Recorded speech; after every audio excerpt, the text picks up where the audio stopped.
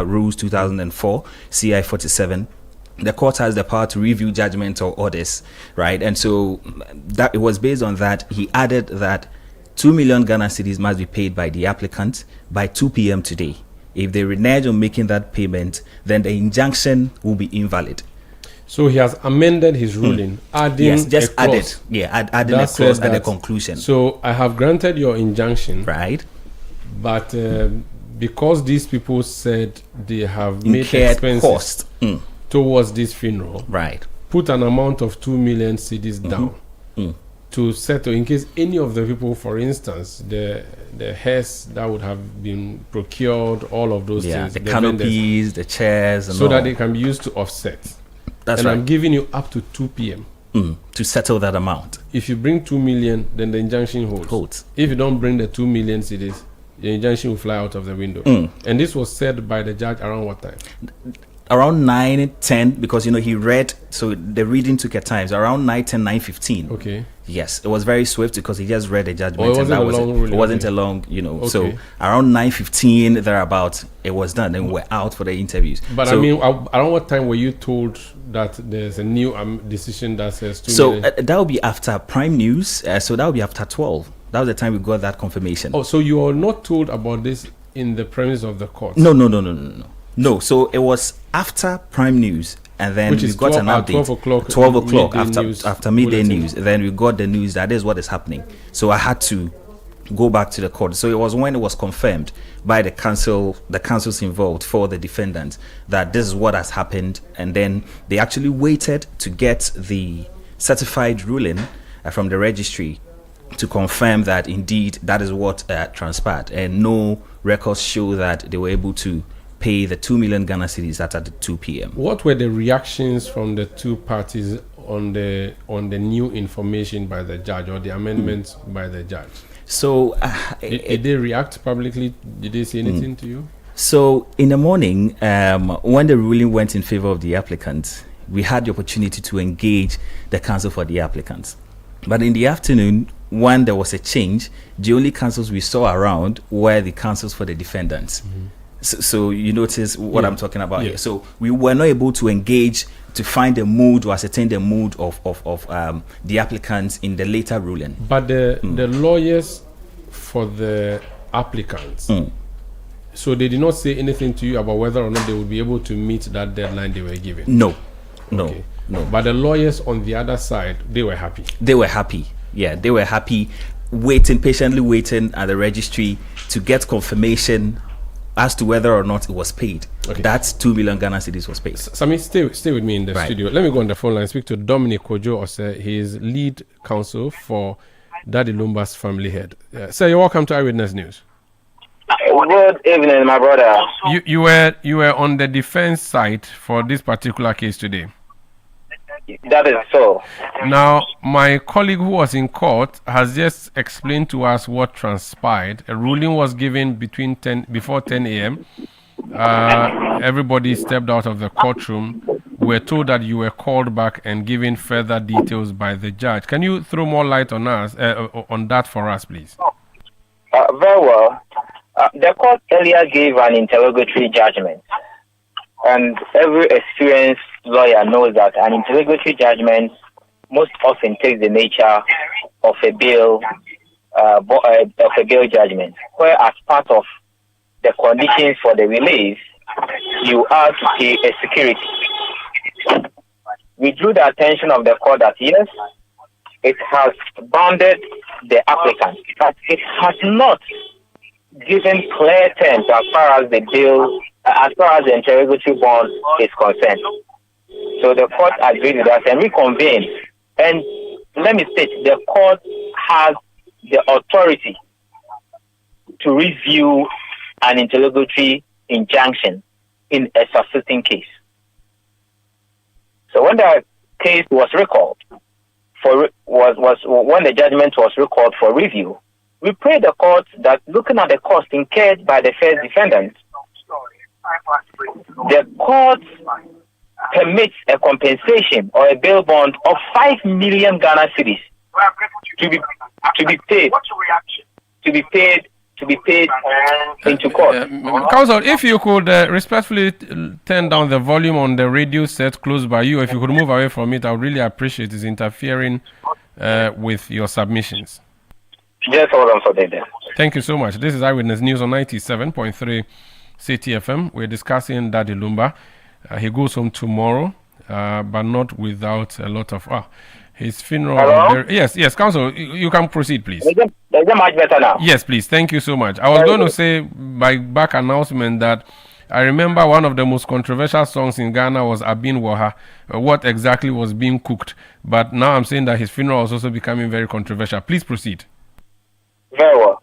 So, the court reconvened based on our persuasion and agreed that, yes, there is a need to be definite as far as the bail bond conditions are concerned. Just kindly hold on for me, please. All right, I'll do so. This is Eyewitness News on 97.3 Citi FM. I'm speaking there to Dominic Kojo. He's a lead lawyer for Daddy Lumba's family head. Yes, you are still on. Yes, you are still on. We paid the court for a sum of 5 million Ghana cedis to be paid at 1 o'clock because we felt that we needed to pay any creditor. We need to pay any creditor that has worked for us tomorrow.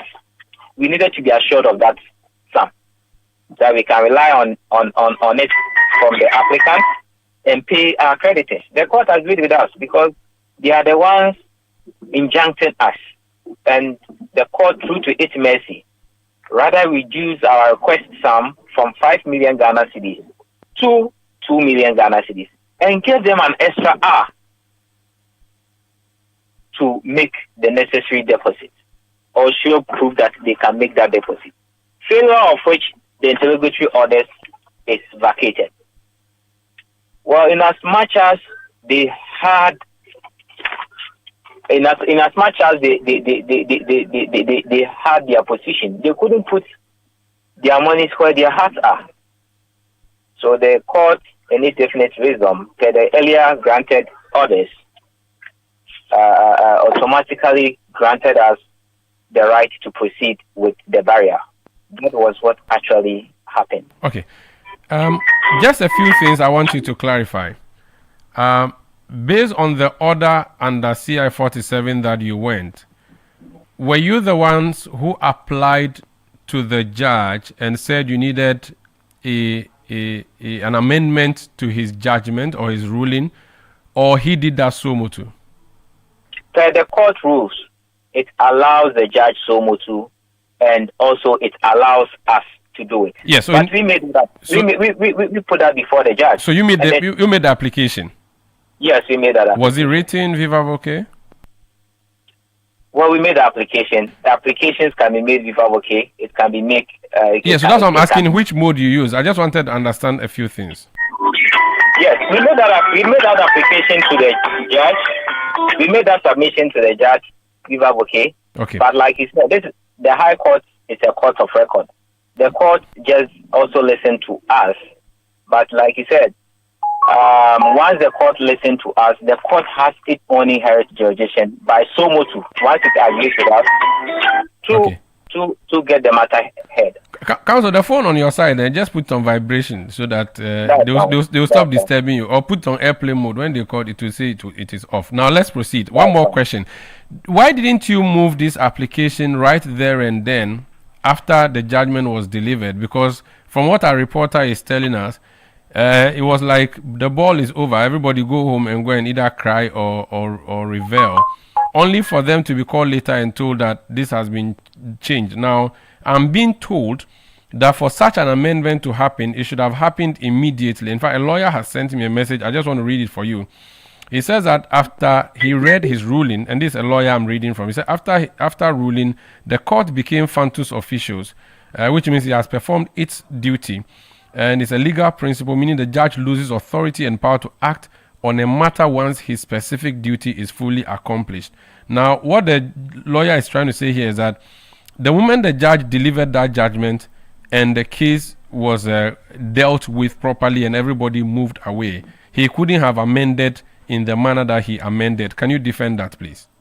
Yes, I understand the position of counsel very well, but when you are dealing with an experienced lawyer, you understand that a lawyer is the one that knows the exceptions in the law.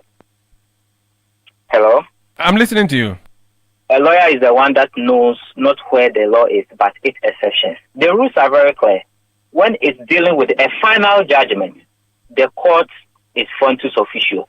But however, if it is an interlocutory judgment in a subsisting case, the court can review. So this is an interlocutory judgment. The substantive case has not been decided yet. So that is the difference. We knew that exception, and we knew that once interlocutory injunction is granted, there must be a bond to compensate for what we have already, the cost we have already incurred, and we exercise that. And okay. the court, per our oral submission, knowing well that an injustice is being occasioned, to call the parties to have the matter reviewed. Okay, that is clear. There's another message that has come through, and forgive me, I'm putting this to you, but because no, it's your job. A judge has sent a message that I wish to read to you. Okay. The judge says that there's nothing like security for costs in injunction, and that by Order 25 Rule 9 of the CI 47, the one in whose favor the order is made is required to give an undertaking and not pay any security for cost. You had mentioned earlier something relating to security for cost. Can you explain that further in light of this message? Well, what you need to understand is that the rules of court include the teachings of the court. If you look at cases like Rufus Kweku, the American Cyanide cases, it employs the court that yes, you should be willing to compensate for such remedy when it is granted. Bear in mind that we have incurred costs. Bear in mind that we have incurred heavy costs in that. And so when you are seeking to injunct us, are we saying that you will not help us pay our creditors? Are you saying that the musicians who are coming tomorrow, you are not going to help us pay them? No, that is not a court of equity. A court of equity understands that once you want a remedy, you want to stay the status quo, you don't need to burden the other party. So there is security for cost. Okay. There are a plethora of cases that support this position. And when we were moving the injunction application itself, counsel for the applicants made a submission that they were willing to pay for any cost we have incurred if the court is to grant them the application. It is on record. So if we are holding them by their own words that we have incurred costs beyond 2 million, approaching 5 million, pay us that cost, are they not honorable enough to honor their own words? So you mentioned equity, and that's going to be my last comment and question. So would equity have been done where this decision was made around 11 a.m. and they were expected to raise 2 million cedis by 2 p.m., around 2 hours? Could anybody have been able to raise that? My brother, the better question is this. Will equity have been done when before this application was held 2 days to the celebration of the funeral, they have previously withdrawn 2 applications at the High Court, Kumasi. They filed processes at the High Court, Kumasi on the 3rd and on the 8th. Those applications were to have been held on the same subject matter. Okay. They withdrew these applications and filed another one in Accra to be held 2 days. Very well. When you want to get your hands dirty, understand that you have a tough time at the washroom. They were not fair to us. Yes, they were not fair to us in the first place. I like how you've changed the maxim and giving it a washroom angle. Thank you so much for speaking to us. You're welcome. That's Dominic Kojo, his lead counsel for Daddy Lumba's family head. Let me speak to Anoche Frimpong. He's a historian and a lawyer. Sir, you're welcome to Eyewitness News. Yeah, thank you for having me. First of all, the drama around the funeral of Daddy Lumba, just when we thought the main case had been dealt with, now we saw this new one. which has ended in a decision that means tomorrow there will be a funeral. Of course, there's account culture to be considered, but there's also law to be considered.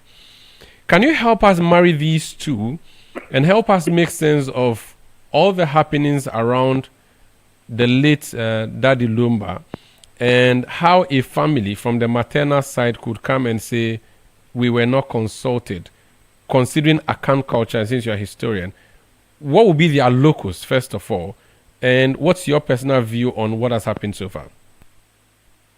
Okay, thank you very much. When it comes to the accounts, you see, we have two cardinal principles. When it is about the installation of a chief, we go to the Queen Mother. When it is about the observation, I heard somebody mentioning celebration of a funeral. A funeral, here we are grieving. So we don't celebrate it, we observe it. When it is about the observation of a funeral, we go to the head of family or a busuapeni. And among the accounts, the busuapeni is always selected from the maternal side of the deceased, the person who is dead. That is his maternal family. That is the head of that family. And so if some people will go to court and consider themselves as Daddy Lumba's maternal family, when you have a head of that family, then I don't know what they are talking about. I don't want to go into what happened in court because I wasn't in court and I have not heard much about what actually transpired in court. But I'm only telling you what the account custom is. And I started by saying that among the accounts, in particular the Ashantis, where Daddy Lumba hailed from, among the Ashantis, there is no way a chief could be selected and then eventually be adored as a chief when you do not seek audience with the Queen Mother. She is the only one who would select somebody from her own family as the next chief to succeed a deceased chief. In much the same way when it comes to the death, as for death, is God who does that. So let me take away that. When it comes to burial and then observation of a funeral, in fact, all things to do with a deceased person, it is the sole responsibility of the head of family. And it is strange if anybody comes to tell you that ever since the man Lumba died, his immediate maternal family had not been made aware of happenings. And who would make you aware if you don't go to the head of family? Because you are not expected to see the head of family knocking on the doors of every member of the family to give them information. Because it can be that all of you together, you are 100, 300, 500, 1,000. But for us, accounts, tracing to the mother line, we are so many. You know, Daddy Lumba's family, you find some in his immediate village. Some will be at the district capital, some will be here or there. Before you realize, there are some in section. You know that Kwame Nkrumah was from Nkrofo, and he was inheriting a stool at Isaib, and then our in Dadiaso, and then Wenchi in Bono. They are all the same. That's how the accounts are. You do not expect the head of family to go around to make announcement to anybody. You would rather go to the head of family and inform him, especially if you are a sister, an immediate sister or brother to the deceased, like Lumba. You go to the busuapeni, and the busuapeni will tell you, oh, be a man so much I've heard about what has happened. Then the busuapeni will take charge. You can't make any announcement. You can't do anything relating to the body without the consent of the head of family. Now, what heads of families do is that they allow children of the deceased to buy the coffin to bury their father. It is only an honor given to them. If they decide not to buy it, the family that is sorted, because the body, the remains belong to the family, and the family is headed by the head of family or a busuapeni. You can't deal with any piece of family land without the busuapeni. You cannot go to court and sue anybody relating to family land without the busuapeni being made a party to it. So even though practically I don't know what is happening in court, in reality among the accounts, everything is to do with the head of family when it comes to the death of a member of the family. There's no way you can claim that this man was my immediate brother and therefore I have a bigger power, authority or audience than the head of family. Then it means that you are abusing authority or procedure. Mr. Fremont, so today, then it means that the judge was right in granting the injunction that was requested or sought by the maternal side, because Akan culture is matrilineal, and to the extent that is matrilineal, Daddy Lumba's body belongs to the maternal matrilineal family. So the judge was correct in granting that, right? If that was what the judge did, he was correct. But if it was a so-called matrilineal family that was suing the head of family, it is like suing your own self. It won't work. But we don't know that there are exceptions in the law where you can sue your head of family if they acquiesced or did not do what is right. There's a lot of case law on that. It is not an exception. It is a real procedure. Yes. So if this maternal family thought that he's supposed to be accountable. So if he can't failed, leave you out completely. So if that's why I'm saying that you are supposed to go to him, and he cannot leave you out because he's only our head, and we must work together as a team. But if he reneges on his responsibility, why not? Nobody is above the law. Okay. Now that the injunction was first granted for the maternal family, and then that injunction has lapsed as a result of the failure of the family to pay what the lawyer now calls security for cost, which a lot of lawyers are saying is just in criminal procedure and not in a civil suit in this manner. Would it be proper to say then that tomorrow's funeral would be conducted by a family that is not the rightful family to do this, considering that the maternal side has now been prevented access to the body, or the Ebusiapeni suffices as the proper and true person, and so to the extent that he is going to organize a funeral tomorrow, it is not wrong in law and in culture or custom? Yeah, I like the way you talk a lot. You are more than a lawyer. I can see you are a lawyer. You see, the issue is very simple. We all obey the court. If the court is saying that you need to pay security for courts, whether that lawyer who spoke felt it was wrong, it's only in criminal cases that we do that. And then I also know that in stay of execution we do it. But if in the case of injunction, the court is demanding the payment of a certain sum of money, fine. It's not something very usual in the courtroom. Not usual at all, because in the courtroom, what we know is that you only sign an undertaking to the effect that if you ultimately lose the case, or it turns out that you actually did not deserve the injunction that was given in your favor, and as a result of the fact that it has caused some hardship to the other party, then you make payment of a certain form of compensation. So it is something that comes after, not before.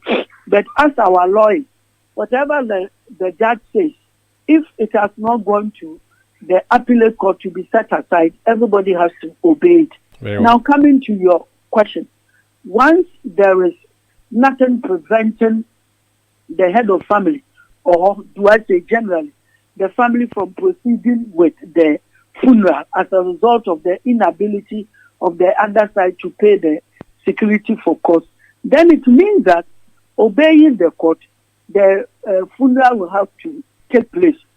At the same time, let me question myself. I'm not questioning you. I'm questioning myself that whenever a court makes an order, a ruling, or a judgment, there is always an automatic 1 week stay of execution, because you don't know what the other side intends to do. So always there is that automatic stay of execution to allow the other side to decide whether or not to climb upstairs. It's a very big confusion, but the two of us are educating the public. I think that at a certain time, even the court, now the law of Ghana anticipates that sometimes you sideline litigation, because in litigation we have a winner and a loser, and then adhere to the principles of alternative dispute resolution. Because as we are talking, if indeed it is the case that the Lumba's family is to take place tomorrow, this very weekend, who in Ghana is going there? And I believe the man did so much as to deserve something better than what is happening now. I believe that the time has come for both sides possibly to suspend everything, put everything to about first quarter of next year, maybe March, April, that way, so that the whole nation will be prepared, then we support them. But if the family is to go ahead based on what the court said to observe the funeral this very weekend, there could be two technicalities. The first, which will be wrong, will make the funeral wrong. The first one is the fact that we should respect that automatic stay of execution whenever a court makes an order. And then the second one is that because of the constant and continuous friction here and there, most people have taken their minds off the funeral. So you will have to use your auspices to bring them together, postpone the funeral in the interest of the deceased and in the interest of all of us who loved the man Lumba. That's what I can say this evening. What if someone also counters by saying the body is tired, the soul is waiting, reunite them already so that they would find lasting peace, and that the further you prolong this matter, the more restless the soul gets, waiting to reunite with his body in the hereafter? I also agree with you, because I'm an Akan, and for that matter, African, because West and Gas, all of them, they pour libation. Who do we pour the libation to? To the Supreme Being, to the goddess, the earth goddess, and to our ancestors. And we believe that when somebody dies, we shouldn't do things like this. We should allow the person to travel very quickly to meet his ancestors who have already gone there. So if in any shabby manner it can be done so that Lumba can go and rest, and then the rest, the concert take place in the courtroom, we don't have any problem. I think if the person thinks that way, he is not making any mistake. Okay. Because what is happening is very, very, very bad. If I can use the word bad, it doesn't help anybody. Thank you. Especially okay, my brother. God bless you. God bless you too. Thank you so much. That's Anochi Frimpong. He's a historian and a lawyer, giving us some education and enlightenment. Sami Akom was in court for us. now, so I don't even know. This is interesting, and it happened in Accra. Yeah. So the two families were, and I'm going to go to Kumasi in a bit to speak to Hafiz Tijani Abirochi, who is actually at the funeral grounds. Yeah. But the two sides walked home after this. Yeah. They couldn't raise the 2 million, and then that was it. Yeah, that was it. Because that was what was required before any other ruling or judgment to be made, because it was already stated that if you don't meet it, they can. So everybody was looking at the clock. Everybody was looking at the clock tick, and actually the defendants, counsel, they were actually waiting at the registry, counting down the clock and all of that. So as soon as 2 o'clock, they confirmed, they went for the certified ruling, judgment, and then that was it. Thank you so much. Sami Akon is my colleague here in the Citi Newsroom. He was in court for us today, General Jurisdiction 5. where the drama unfolded. Let me go to Hafiz Tijani. He's our Middle Belt Bureau Chief. He's in Kumasi. Hafiz, you're welcome to Eyewitness News. Thank you, Sanda. Now, is it the case that people mounted big screens out there? Because prior to this morning, there were arrangements going on. The stage was being set up. How were people following events in Accra while continuing with the preparation for tomorrow's funeral in Kumasi? Can you marry the 2 p.m. deadline here, the 11 o'clock one, and everything that was happening in Kumasi as well for us? Well, so before the injunction, there were feverish preparations by the rental company that has been hired to do this work. So they had come in since morning, about 6 a.m. we are told, to mount their canopies, the stages, and also erect whatever they needed to erect for the event for tomorrow. So when the injunction came, they had to halt all these activities, and they waited for any further clarification from people who assigned them or who were patronizing their service. So I spoke to one of the technical guys who were fixing the place. He said that they were only taking the directive from the people who contracted them to do the work. So whatever they tell them to do, they were going to do it. So even after the injunction was served, they were not aware that the injunction was served. So it was later when journalists were trooping there to know what was happening, then they got to know. And they had brought in their musical instruments, whatever they needed to make the place, to make the event come live tomorrow. So they had halted the event, but after the twist that came with a court decision clearing the way for the funeral to go on, they have come back and they are busily erecting the rest of the stages, mounting the stage to ensure that tomorrow comes true. So the process continues. Do you see the family? Okay, this is happening at the stadium. Are there people still? Earlier in the afternoon when you spoke, when you spoke to us, you said that some fans had come there. They had mixed reactions, especially those who were anticipating the funeral were happy that the decision has been rendered. What is happening at the stadium now? Is there going to be a wakekeeping tonight, or everything is prepared towards tomorrow? And what are people saying so far? Well, so fans are still here at the Heroes Park. It's happening at the Heroes Park of the Barbarian Sports Stadium. So we are all in darkness as to the arrangement, whatever is going to be done, because of the controversies that marred the arrangement or the final arrangement or the funeral arrangement. We are all in darkness now. We don't even know when the wakekeeping will be done. We don't even know where the late musician will be buried. We don't know the time the funeral will be starting, the time it will be ending, the dignitaries that are expected. We're still trying to get some of these crucial details for the event tomorrow. But fans still coming to the Barbarian Sports Stadium. It's not only the fans that are happy. Most of them are happy about the event coming tomorrow. You know, the Barbarian Sports Stadium, you have a lot of businesses, especially the pubs and other businesses around the food joints. So they are capitalizing on tomorrow's event to make some commercial gains. So most of them, when they heard about the injunction, also trooped to the place, and they were not so happy about the news coming in. But now, after the twist and the court granting or clearing the way, most of them have heaved a sigh of relief because they say they had stocked their fridges, they had stocked their shops to get some of the attendees of the funeral to buy some of these items for them. So they're happy, and the arrangements are done and done well for tomorrow. I spoke to Anochi Frimpong a short while ago. He said, based on the back and forth, even though the court has cleared the way for the funeral to happen tomorrow, it's happening in Kumasi. People were unsure, and he's not even sure whether people would be able to attend the funeral. And he wished that they could deal with this matter and possibly put the funeral for the first quarter of next year. What's your reading of Kumasi?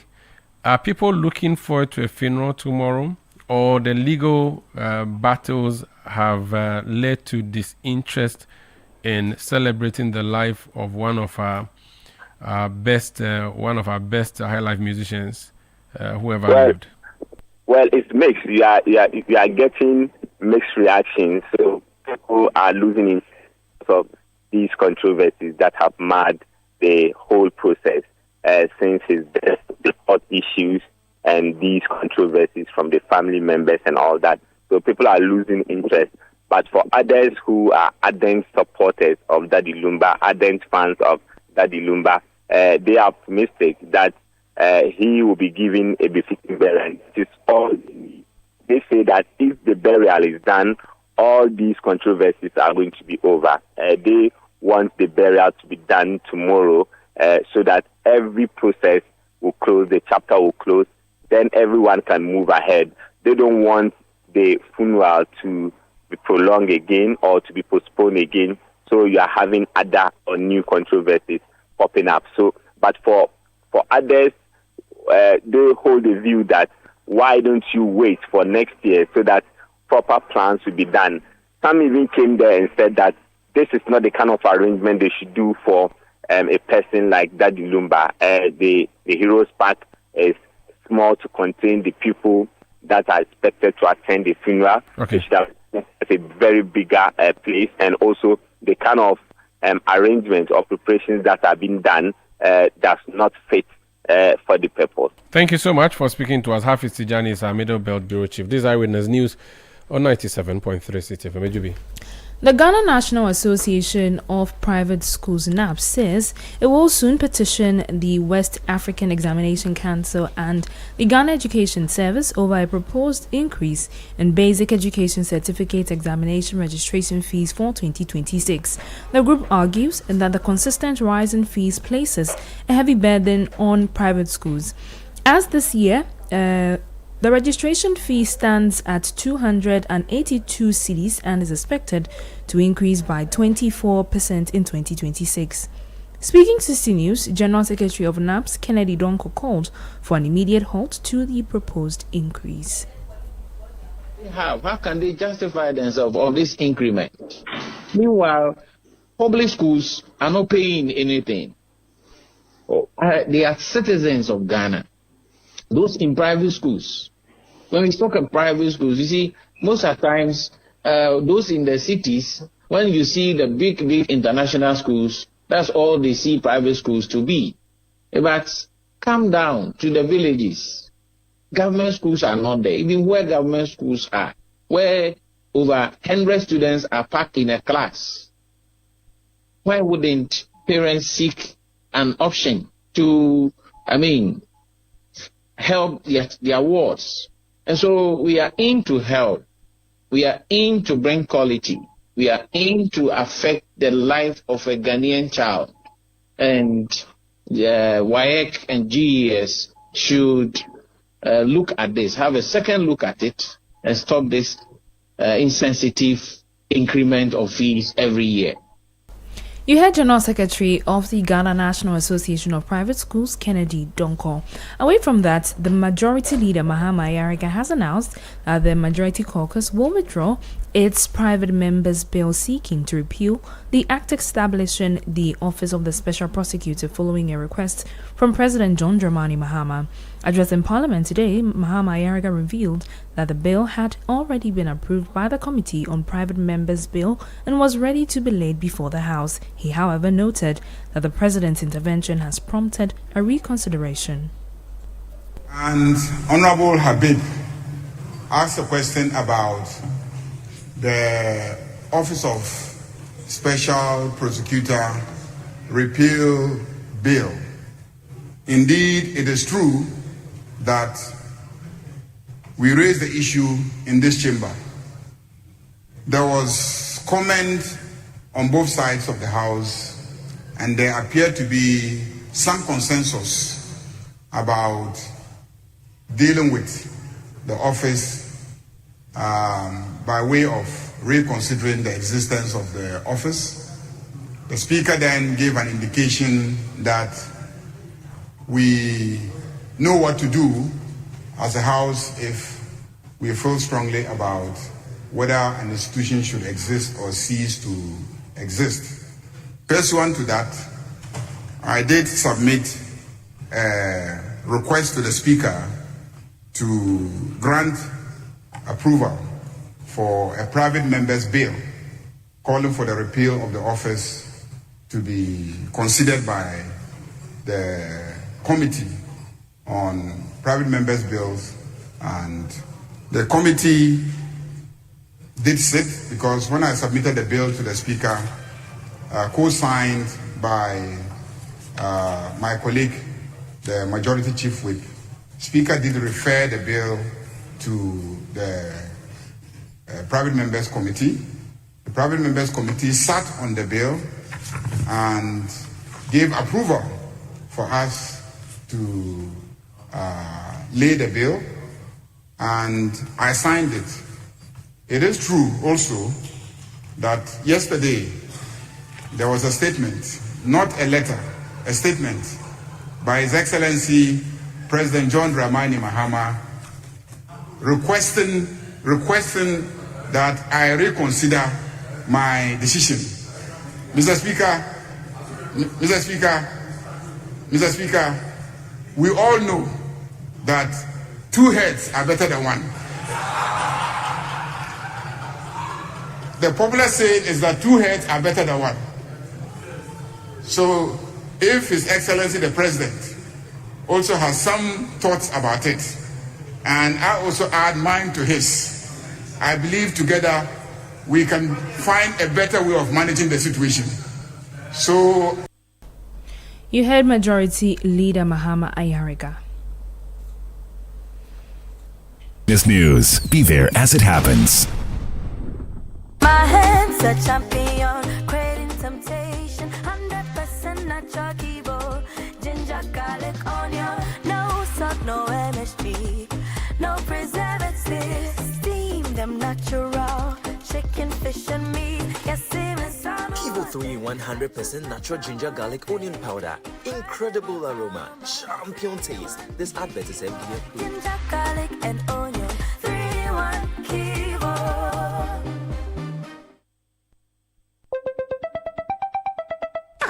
Who is calling me this other one? Hello. Good evening, Kwame. Good evening. We are into baby foods and would like to introduce... Wait a minute. How did you get my number? You just use ways and means to find people's numbers and be calling them by heart. No respect for privacy or anything at all. Oh, Bra Kwame. Is your business privacy ready? Do you collect and use information of people in your line of work, like their name, number, location? You might be doing the wrong things. Whether you're a big company or a small one, you must respect people's right to privacy. Register and be certified by the Data Protection Commission of Ghana. It is the law. You will receive the necessary training, advice, and guided on the right systems to put in place to help protect information you collect about people. Register your company. It's simple and online. Visit www.dataprotection.org.gh to register. Privacy is the responsibility of everyone. Remember, privacy is personal. The Kakamotobi come out in the festive season, and they are as scary as our bills. But we don't want to miss out on parties, family, and festivals. Whether you say Akwaba, Maraba, Wezo, or Obake, EcoBank says tap into fives in the 5-star enjoyment promo. Be one of 10,000 lucky winners when you deposit multiples of 400 Ghana cedis or take a loan in multiples of 4,000 Ghana cedis to win up to 1.5 million Ghana cedis in cash and prizes. 1-year insurance cover, gift vouchers, and more. That's not all. Use your EcoBank card, mobile app, USSD, or POS to transact and enjoy up to 15% discount. Tap into vibes with EcoBank. T's and C's apply. Bill shouldn't scare you. EcoBank, the Pan-African Bank. EcoBank will never call or text asking you to verify sensitive information like your PIN, Ghana card, or bank card information. Pay better attention to details. This festive season, Polytank is adding extra sparkle with surprise gifts just for you. Simply walk into any of our authorized Polytank dealer shop. Gets even better when you choose the Somo or Somo Super model because you get to receive an additional gift for the kids in school too. Now, that's what we call double. Remember, Polytank comes in 4 trusted models: Hippo, Rumble, Sumo, and Sumo Super, with each build with a guaranteed quality Ghanaians have trusted. Choose Polytank. It's the original and always the best. This offer is only valid this festive season. Polytank, Papa no Ankasa.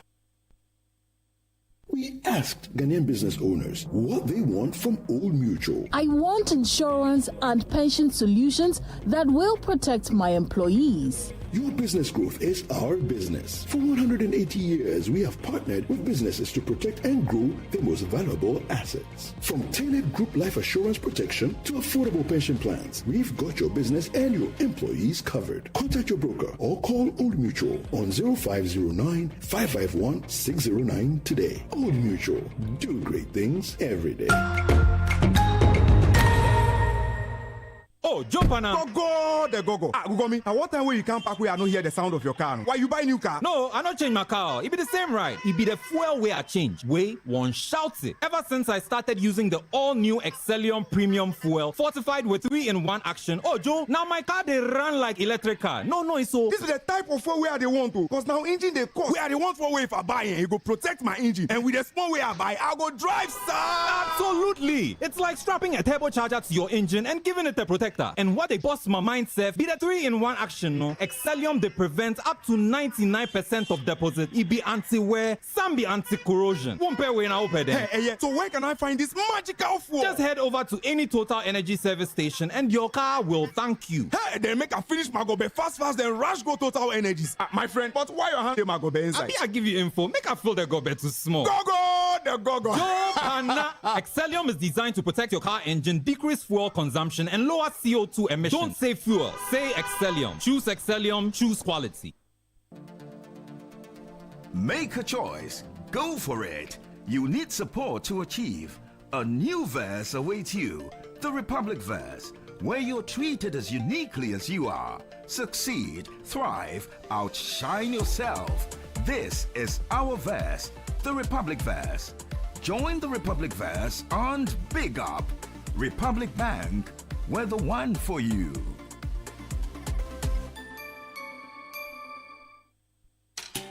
Are you feeling tired after a hard day's work? Have you lost your appetite even for your favorite dish? Viral Blood Tonic is a nutritionally balanced, pleasant-tasting tonic fortified with iron and vitamins to boost your appetite and energy levels for high performance. Viral Blood Tonic, easy to take and good for the family. Viral from Danex Iting Starwin PLC. If symptoms persist after 48 hours, consult a physician. This advert is FDA approved. Hello, Auntie Abena. You won't believe what just happened. Grandma received her 4 TV. 4 TVs? Yes, 4. Okay, I'm coming. Kodo me there, it's like a scandal now. You are using it to spread grandma like that. Spread grandma? 4 TVs, 2 fridges, microwave, Abba. Kodo, why? Do you want to open an electrical shop for her? Hey, no. It's a regular 100 cities I send her. Call grandma. Hello? Hey, Grandma. So who is buying all those stuff for the luckiest? If they told me 5 times, Yes, so with the luckiest, anytime you buy tickets up to 100 cities, whether small or at once, you are guaranteed to win a free gift. TV sets, fridges, hampers, airtime, cash. Freebies they drop like rain. Remember to dial *712#, choose option 4 and follow the prompt. With the luckiest, everybody gets to win something. If I win, you win. Eyewitness News. Be there as it happens. Get the details. Every significant financial transaction, every market movement, and all the policies that affect your business. Citi Business News. Be informed. Time now for Citi Business News on Eyewitness News. I am Ejibi Wiafe Akintin. Let's settle for the details. Azuma Resources Ghana Limited has signed a $37.5 million procurement agreement with Danish mining technology giant FLS to accelerate development of the Black Volta and Sankofa gold concessions. The agreement covers a range of critical long lead equipment including crushers, mills, processing systems and technical support packages, which technically require up to a year to manufacture. The move is expected to significantly shorten development timeline as the company pushes toward full-scale gold production. Speaking to journalists after signing, Noel Addo, director of Azuma Resources, said the deal is a strategic step to ensure the project progresses smoothly. The main purpose of today's ceremony is to let you know that the development of Azuma has actually kicked in. We've just started. You all are aware that we completed acquisition just October 24th, 2025, a couple of months ago. We've gone ahead, given the goodwill, we've secured funding for the project to start. So the initial funding we secured is up to 40 million, for which we are using 37.5 million to order the early lead items. These are items that will take at least 46 weeks, close to a year to manufacture. So you need to pay for them now whilst we start getting the other items as well. So that's the essence of today's ceremony. FL Smith is a well-known name in the mining industry. I mean, they have actually manufactured all the equipment for all the mines in the country, and not just here. Denmark is a Danish company. They're all over the world. So even their presence alone gives us so much leverage. Mind you, we are a locally owned mine. This is the first of its kind. And then we want to make sure that we get it all right.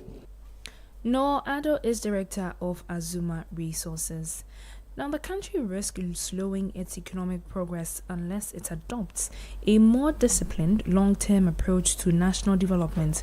That's the warning emerging from the launch of Strategy Professionals Ghana, a new body aimed at sharpening strategic thinking across both public and private institutions. According to the board chairman of UBA Ghana, Kweku Awotri, who spoke to the media on the sidelines of the launch, many of the country's challenges stem from short-term planning and a lack of structured strategic execution. We would love for Ghana to be thinking long-term as well, and that would go past the different four-year election cycles. So helping our professionals to think long-term, think strategically is a very useful to how we can embed our long-term planning into our constitutional thinking that should go beyond our 4-year and 8-year cycles. But it's more than that. It's also creating space for the private sector to grow so that it has much more influence and impact on the economy and not have to depend on the government so much. That was the board chairman of UBA Ghana and former managing director of Tullow Oil Ghana, Kweku Awotri.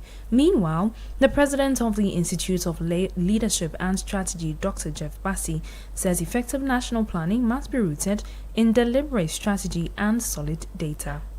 Once there is deliberate strategy, you are then dealing with data because you are conducting industry analysis, you are looking at market and for that matter, customer and consumer analysis.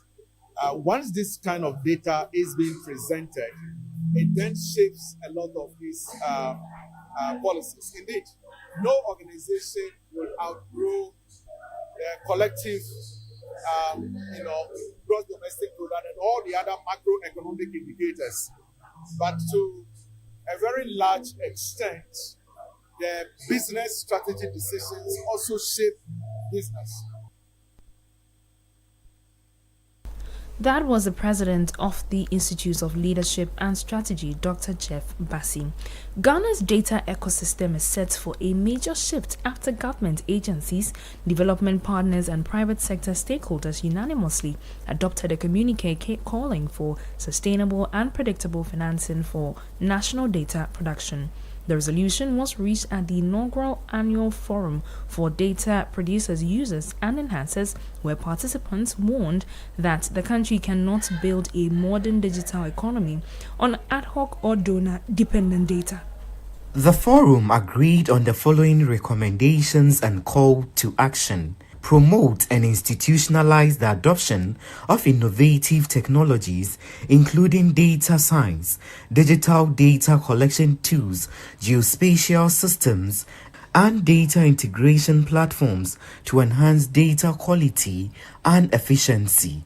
Strengthen data governance frameworks, enforce quality standards, and ensure interoperability.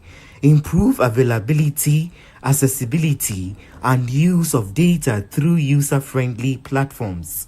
Encourage knowledge sharing and joint research to promote efficiency and break down silos.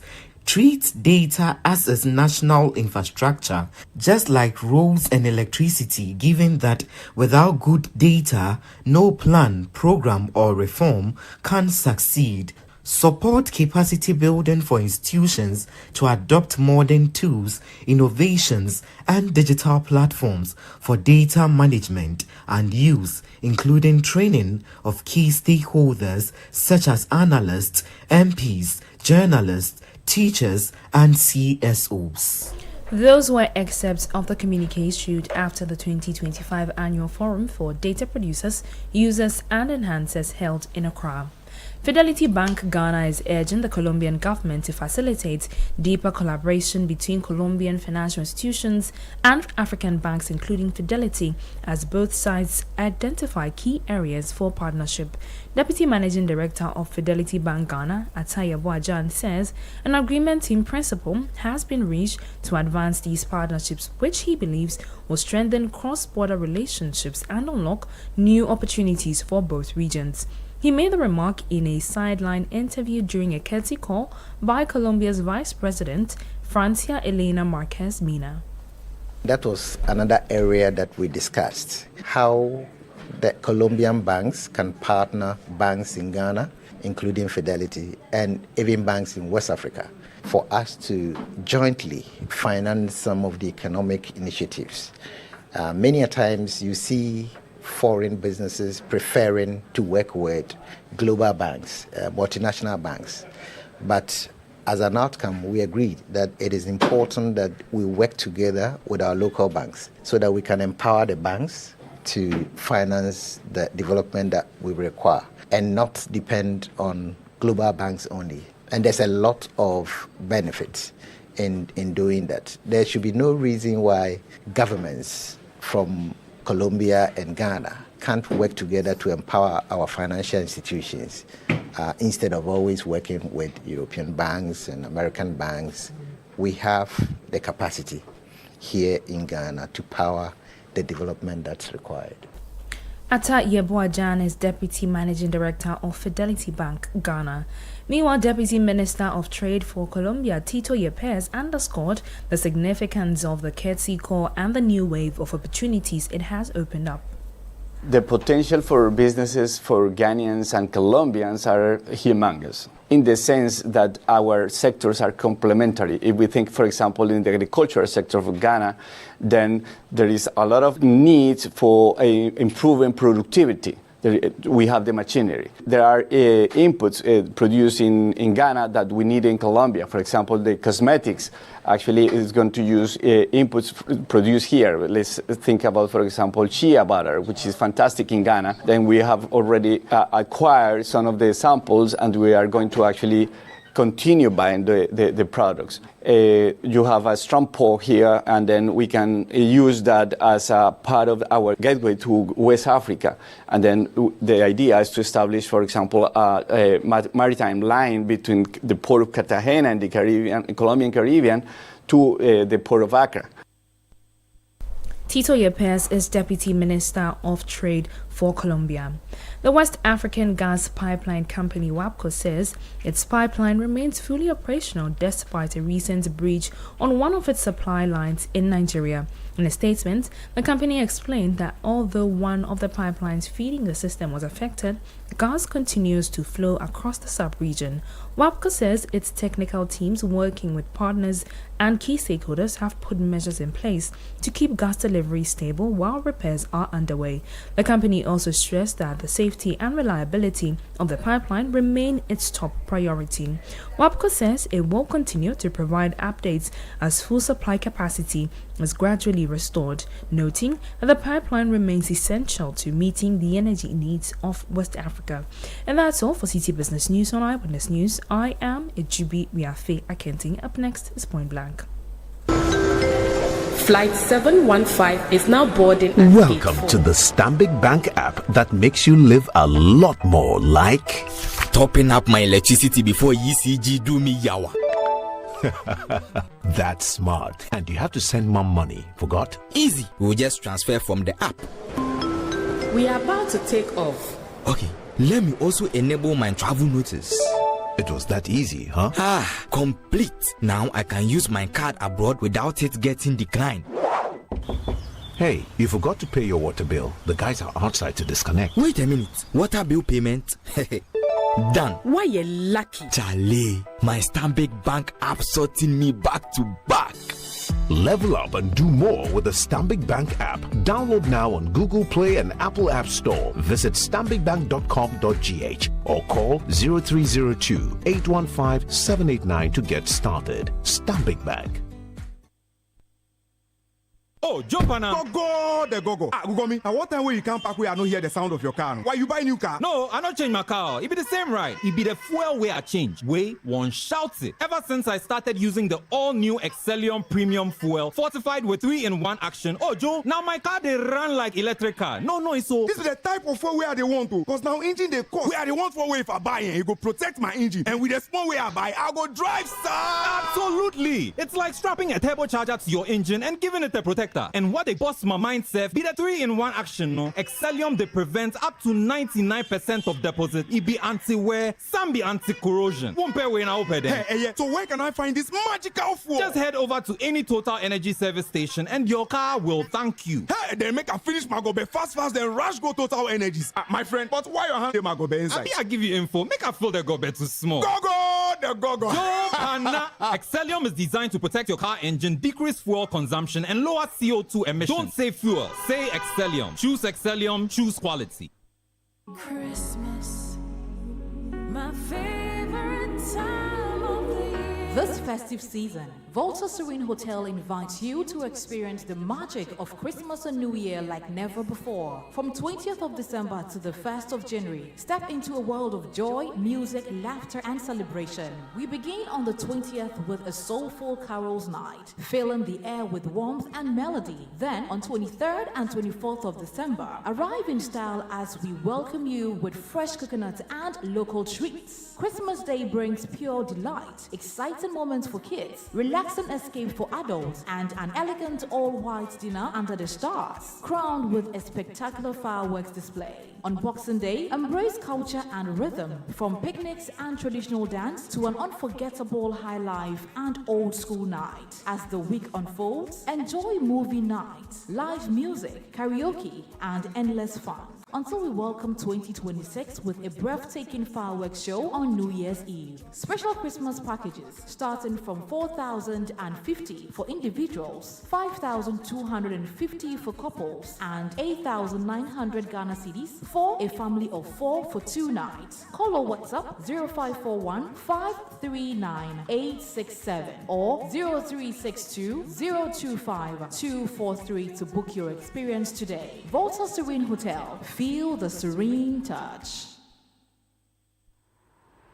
Hey, Ruben. Every 2 seconds notification. The Momo keeps on coming. It keeps on coming, eh? Ma, I am the community Momo man now. People send money, and with the Momo app, every payment is done. My transactions are flying. Hey, Adeng. Ah, ma, you didn't know, eh? Over 2 million Ghana cedis is up for grabs in the Stillman Saka promo. Transact more than 100 Ghana cedis with your Momo app, and you could win daily, weekly, and monthly cash prizes, and 100,000 Ghana cedis grand prize. And it's not just payments and money transfers. Bank to wallet transactions, savings, loans, investments, pensions, POS transactions, and Momo transactions from other partner platforms qualify. This promo runs in collaboration with the NLA on the Caritas Lottery platform. Terms and conditions apply. Eyewitness News. Be there as it happens.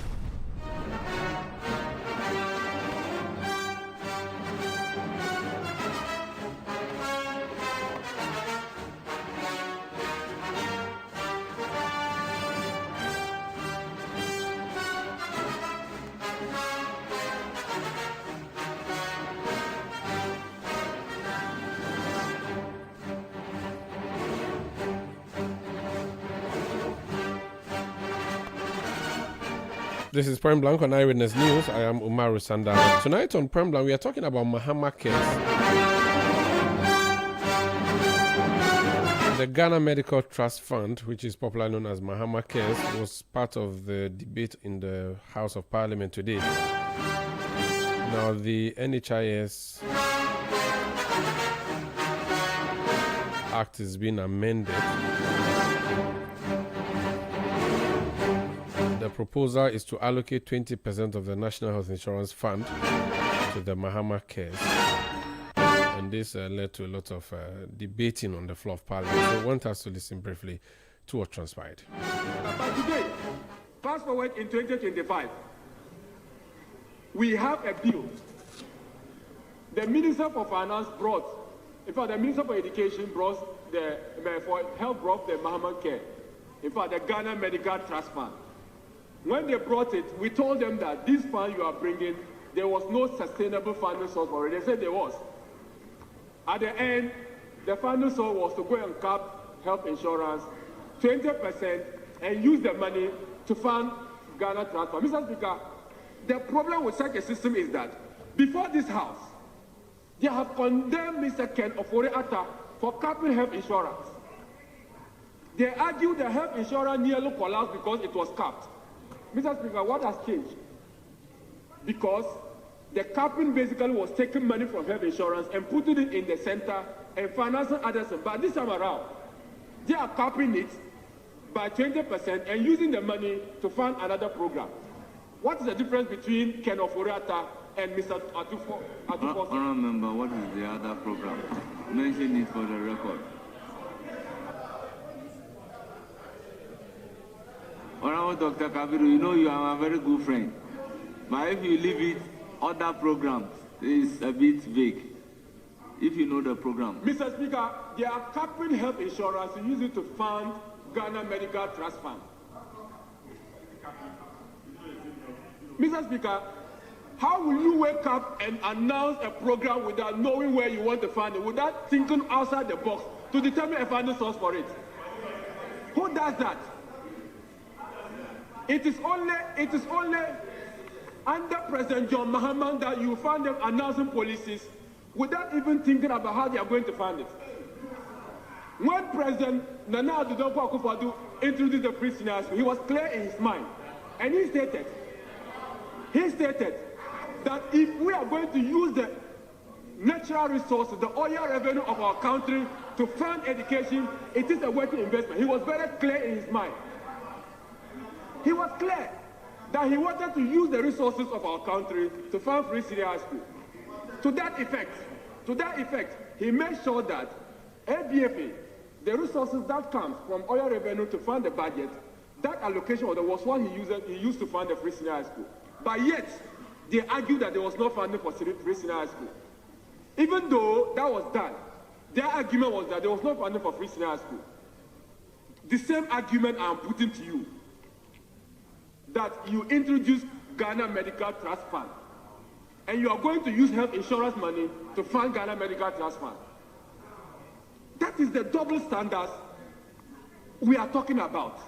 Mr. Speaker, as politicians, sometimes we must be candid to the good people of Ghana. I don't see nothing, there's nothing wrong if government tries to realign government funds to use it to fund Ghana Medical Trust Fund. But that should be put on record that you once told us that there was no funding source for free senior high schools. You once mentioned that government did not have funding source for free senior high school education. Meanwhile, you saw it in the budget. So, next time you are on the political platforms, next time you rise before this house to talk, please remember that Ghana Medical Trust Fund has no dedicated funding. You are using health insurance money to fund it. Mr. Speaker,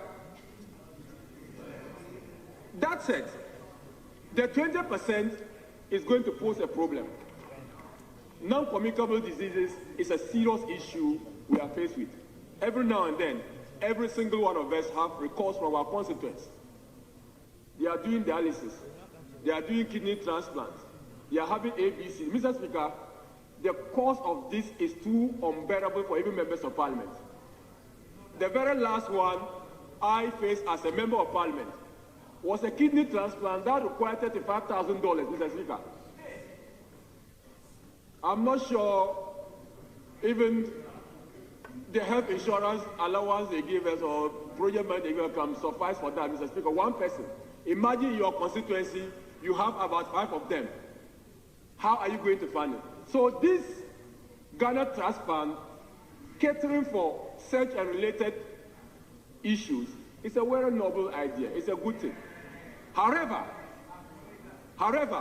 it is President John Adjei Kufuor funding source you are using to fund it. When it succeeds, please, you know where to give the credit to. When it fails, you know where the failure will go to. Because we are provided you with funding sources with which you even bastardize. You refuse to give credit. Now you are using that to fund your Ghana Bahama care. Mr. Bahama, your medical trust fund has no funding sources. You are using John Adjei Kufuor funding source to fund it. And I want Hansa to capture that. I want Hansa to capture that for purposes of emphasis. And they'll go around and say that they have introduced Bahama care.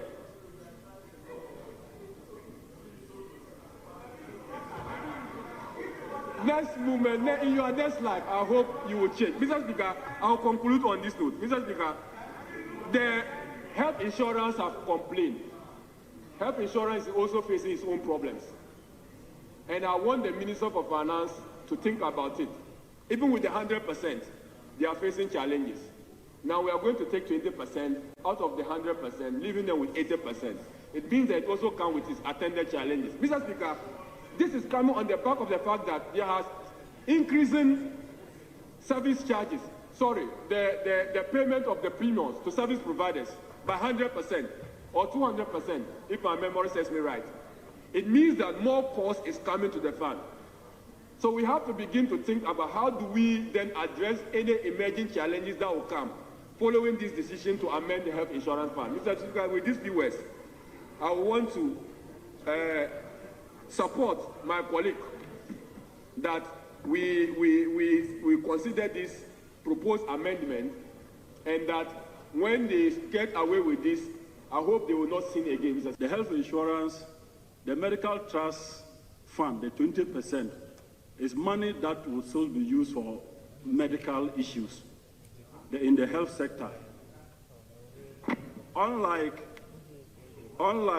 previously, the capping that was done, the money was sent to consolidated fund account, and it was used for various activities, including the national, the hole, including the grave, the hole that they dig, they dug.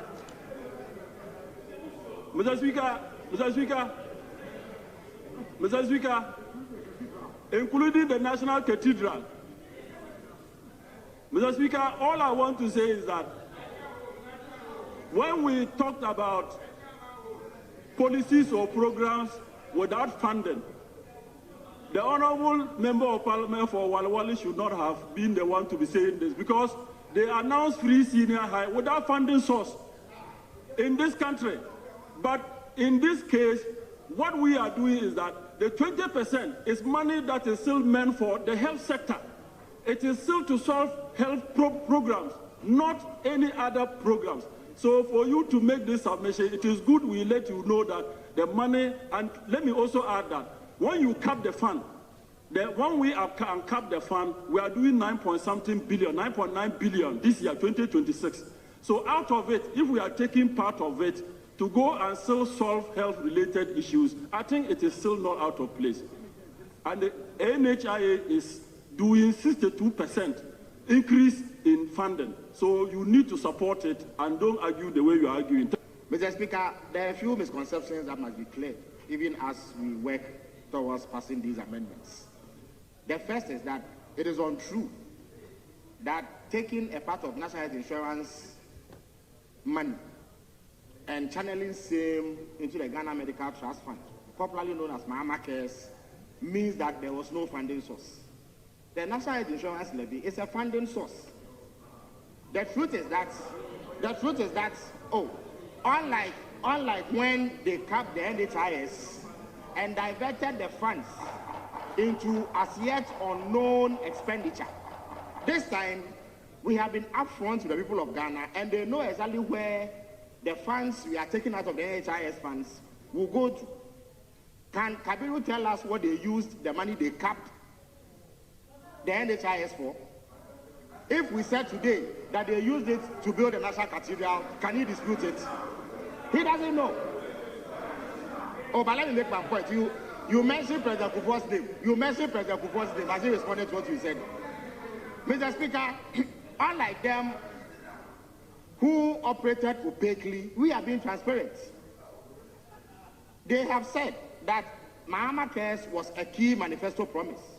So I wonder why they would have a problem with its delivery. Mr. Speaker, if you use NHIS money to finance a health-related activity, it is in order, because chronic diseases or non-communicable diseases have become a major issue. The national health insurance levy, as it is currently structured, is unable to take on the load. So a special dispensation needed to be created to address this. And Mr. Speaker, the people of Ghana are exceedingly excited that the financial burdens that they used to incur are going to be addressed through the establishment of Mahama Cares and the use of some 2.3 billion Ghana cedis to address it. Mr. Speaker, it is also not true that we have not made provision for health infrastructure. When my brother spoke, he said that he thought that the money we were taking from the NHIS will go into health infrastructure. When the finance minister came to this house and read the budget, he indicated that 3 regional hospitals are going to be constructed in the regions that do not have them, especially because they created 6 regions and made no provision for such infrastructure. Again, my brother is fully aware that the guidelines that were put together to govern the disbursement of the District Assembly's Common Fund has in it provision for at least 2 CHIPS compounds for every district. So we are talking in excess of 500 CHIPS compounds that will be constructed once the guideline is adhered to. And I am aware that that work is currently ongoing. At least in the AAK district, we are on the verge of completing the 2 CHIPS compounds, which is vital health infrastructure for people who live in rural communities. It is also a key plank of the strategy to introduce free primary health care, because that was also a major campaign promise. Free primary health care would normally take place in a CHIPS compound up to about a polyclinic. So those claims cannot hold. And then finally, the notion that the NHIS was implemented under President Kufuor is not entirely true. We know that the pilot started under the Rawlings administration. They left mutual health insurance schemes. It was the NHIS Act of 2012 that nationalized it. Mutual, exactly. It was the NHIS Act of 2012, which is captured in this report, that made it national. And then, Mr. Speaker, talking about sources of funding, was it not VAT? Was it not 2.5% of VAT that they used to finance the expanded national health insurance scheme? Who introduced VAT? I was not a schoolboy. I was not a schoolboy. I was not a schoolboy. I understand fully that you took money from VAT, the same VAT that you staged the Kumi Praku demonstrations against. So talking about taking money from sources that already exist, you are the guiltiest party. And I wonder why you have a problem with a government that is seeking to streamline health financing to alleviate one of the biggest problems that we have in this country, which is non-communicable diseases. So those records must be set straight. And with those few words, Mr. Speaker, I am on all fours with the effort to ensure that the Mahama Cares program is adequately funded to the benefit of the people of Ghana. The NDC manifesto talked about uncapping the NHIL. They also talked about the Ghana Medical Trust Fund for non-communicable diseases. Then it talked about free primary health care from cheap compounds to polytechnics. They also talked about expanding health infrastructure. Mr. Speaker, unfortunately, uncapping the national health insurance is something that we all support. But we were expecting that this uncapping and the extra fund, that 20%, could have gone into expansion of medical infrastructure, health training, vaccines, and the rest. Unfortunately, it's not happening. For me, it's like robbing Ghanaians of Peter to pay Paul. Robbing Peter to pay Paul, that's the accusation being made there by the Member of Parliament in relation to the Mahama case, the debate on the Mahama case, which is the Ghana Medical Trust Fund, which is an amendment that has been brought before the House, the Health Insurance Amendment Bill, proposing to allocate 20% of the National Health Insurance Fund to the Ghana Medical Trust Fund. Well, that's what happened in Parliament today, and that's by way of Eyewitness News tonight. I am Umar Rusanda Amadou. I did this with Ejubi Wiafia Kentin. Production by Sami Wiafi, Bevelyn London, Julian Odami Asari, Fred Tete Jabano. Technical support from Desmond Nyaku, and Emmanuel also in the new media team supported us on the social media side of things. We'll be back on Monday at 17:30 GMT, inshallah. But there's Channel 1 Newsroom at 8 p.m. On Channel 1 TV tonight with me. There will be the big issue tomorrow at 9 a.m. on Channel 1 TV and Citi FM with Salom Kojo. I don't know. But up next, Benjamin Nketia and the Citi Sports crew is in studio to bring you Sports Panorama. Have a great weekend.